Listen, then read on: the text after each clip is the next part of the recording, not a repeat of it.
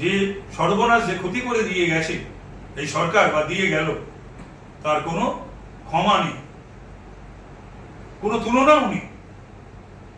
এবং আগামী দিনে আমি জানি না, একটা প্রজন্মকে নষ্ট করে দিয়ে হবে। সুতরাং আগামী দিনে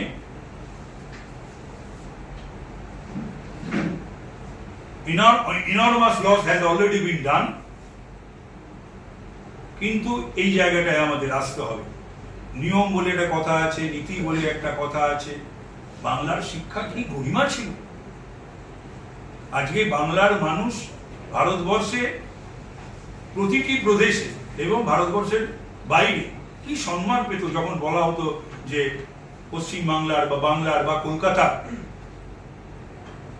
মানুষ, একটা আলাদা আদর অভ্যর্থনা তাদের জুটত।